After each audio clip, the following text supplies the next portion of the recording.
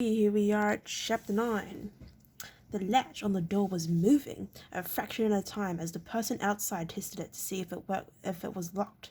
As the wooden tongue rose from the socket that held it in place, Will took a position on the latch side of the door, flattened against the wall. He nodded to Alice, and the girl, quick-witted as always, began talking again, rambling on about Holt and Crowley and how they had sent their greetings to him. She began to describe a meal she had enjoyed with them, going into great detail over the preparation and the skill of the cook, Master Chubb of Redmond. The door had stopped moving as their conversation had paused. Now, as Alice began talking once more, it began to inch open, and infinitely slowly, the well-oiled hinges making no noise. Will made a mental note to stop oiling the hinges. Holt had always allowed a patina of rust to build up on the hinges to his front door. Nobody can take you by surprise that way, he was fond of saying. Will frowned. The only person about to be surprised was the intruder outside, he thought. For a moment he wondered if it might not be Dahlia, came back to eavesdrop on his conversation with Alice. Then he abandoned the idea. The dog would never have been behaved as she did if that were the case. The door was open about 15 centimeters now, and he could see the hand on the outer latch. A man's left hand, he recognized, and he knew that the right hand would probably hold a weapon of some kind. Alice let out a rising peal of laughter, presumably to convince the intruder that they were totally preoccupied with a fake conversation. The ruse seemed to work, as the door opened wider and more of the man's arm was visible in the gap. Will moved quickly, grabbing the man by the wrist with his right hand and pivoting to jerk him forward into the room. At the same time, he let the pivot movement throw his left leg out across the doorway as a barrier, so the outsider was jerked forwards and tripped over the outstretched leg. With a shout of surprise, the man stumbled forward into the room, propelled by the totally unexpected jerk on his arm, and tumbled over Will's leg, crashing to the floor and knocking a chair flying into the corner as he did so. But he was fast to recover, and he rolled quickly, bouncing on his feet to face the ranger.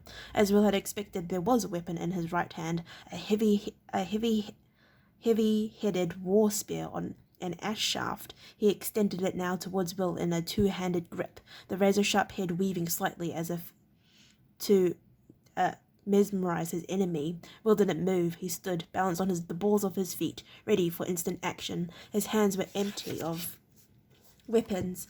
Alice, he noticed with interest, had come to her feet, a long and dangerous-looking dagger in her hand. She held it loosely, looking as if she knew how to use it. The dog, excited by the sudden flare of movement, was barking furiously. Without taking his eyes from the intruder, Will called sharply for her to be still. She subsided, growling threateningly while he took stock of the spearman. He was big and heavy-shouldered, with unkempt black hair and black beard. The eyes were dark and burning with anger under heavy brows, and the larger nose had been broken at some time and badly reset so that it had a distinct crook in it. He wore dark clothing, a jacket and woolen trousers, and a dark brown cowled cloak. Will had never seen him before, but he knew who he was. "John Buttle," he said calmly. "What do you want here?" An unpleasant smile touched the man's mouth as he answered. The voice was deep and throaty, and his accent and manner of speech marked him as a commoner. "Know me, do you? Ain't that a prize?" "I know of you," Will replied evenly. "You have a reputation around this fief." Buttle sneered. "Reputation? Nothing's ever been proved against me. Nothing ever will be." "That could be because there are never any witnesses left alive when you do your dirty work." Then Will added briskly, "Now get on with it. What are you doing sulking around my veranda in the middle of the night?" For a moment a puzzled look flickered across Buttle's face. Real peremptory tone took him by surprise. After all, he was the one who was armed.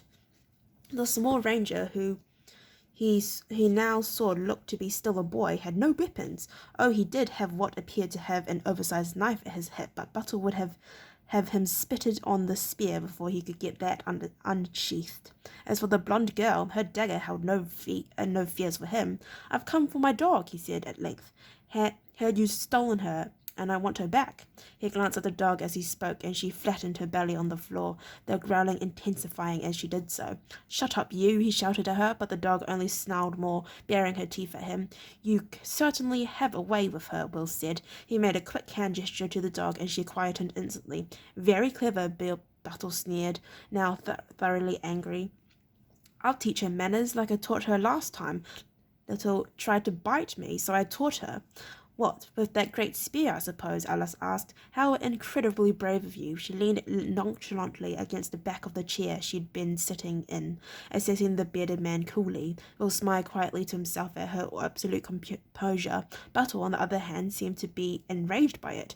Don't come the high and mighty with me, girl, he shouted. Not you with your little knife and your secret courier doings. He lowered his voice and continued. Got a secret assignment for a ranger, have we? I'll bet there'll be those who pay to know about that. Will and Alice exchanged quick glances. Buttle saw the exchange and continued with growing confidence. Oh yes, I heard you and your plotting. Rangers and couriers, always sneaking round with secrets. Secrets, aren't you? Learn to keep your voices down when John Buttle's around, you should. He was in control of the situation now and pleased to see that he had shattered their air of unconcern.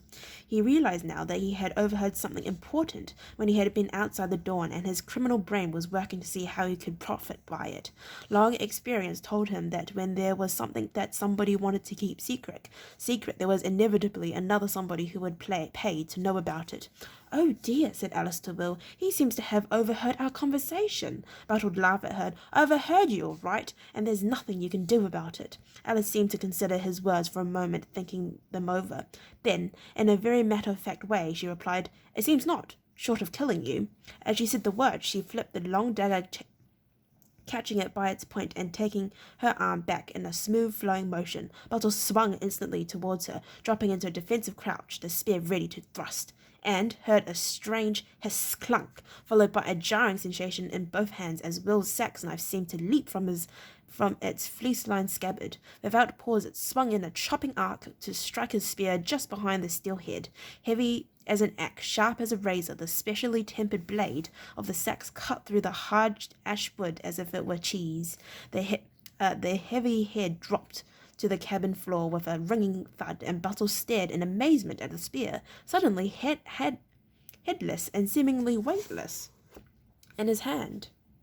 He had half a second or so to register the fact before Will, stepping towards him and pivoting again, brought the brass pommel of the sack thudding into his temple, at which point John Buttle lost further interest in proceedings and sagged to the floor like a sack of potatoes.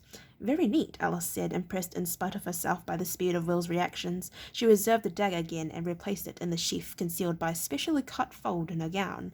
They smiled at each other. The dog, puzzled, whimpered slightly for attention, and Alice stood to reassure her, ruffling the fur around her ears. I didn't know they train you to throw those daggers, Bill said, and she shrugged. They don't. The blades are much too fine to be hurling them all over the place the way you rangers do. I just wanted to distract our friend here so you could deal with him.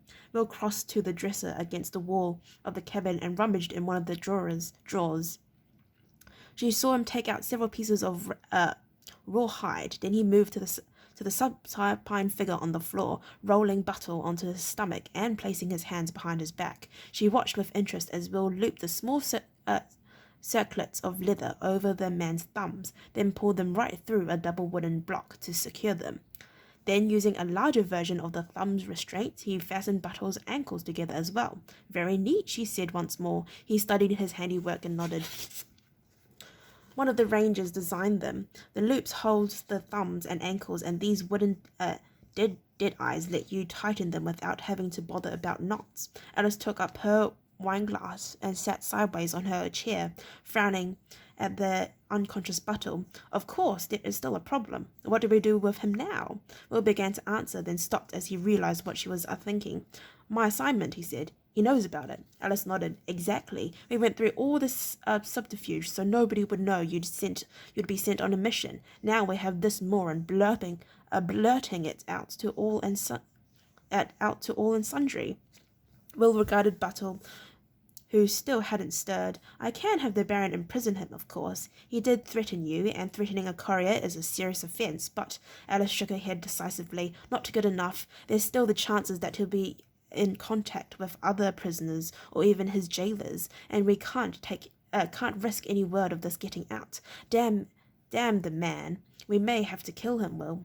She said it reluctantly, but so calmly that Will was taken aback. He looked at her with new eyes, realizing that his old wardmate had gone through a training process every bit as tough as his own. Then a thought struck him, as memory of their earlier conversation came back to him. "I don't think it needs to come to that," he said. "I've got an idea. Give me a hand saddling my horse, and I'll tell you about it." Gunda Hard Striker leaned into the smoke and cut a sliver of beef from the joint that was hanging over the coals. He blew carefully on the hot meat, then took a bite, nodding to himself as he tasted it. It was just about right. It was yearly beef, tender and streaked with fat, and with the smoky taste of fire overlaying the flavour of the beef itself. He looked around the clearing next to where Wolf Cloud was moored hard up against the shore. His men were busy jointing and smoking the last of the beef. The mutton had already been butchered and salted. In a few more hours, he estimated, they'd be ready. Then there'd be time for a couple of hours' sleep for all hands before full tide let them start to their delayed journey across the storm white. The flames and smoke of half a dozen fires illuminated the scene and cast weird moving shadows into the trees surrounding the clearing. Wolf Cloud's savage figurehead seemed to float unsupported in the smoke, the light of the flames playing on the carved teeth of the wooden wolf's head. Gunda, it was John Tuxon, one of his sail handlers, who called from the outer edge of the clearing. The skipper's head swiveled curiously, and he made out an indistinct shape emerging from the darkness. He frowned as he realized it was the ranger. He was mounted, which seemed to be his normal state, and he was leading a second horse, burdened with a large bundle slung crosswise. Gunda raised his hand in greeting and started forward. He had grown to like the young ranger. He respected the other man's ingenuity in finding a solution to the situation that he had found himself facing, and he admired his obvious courage.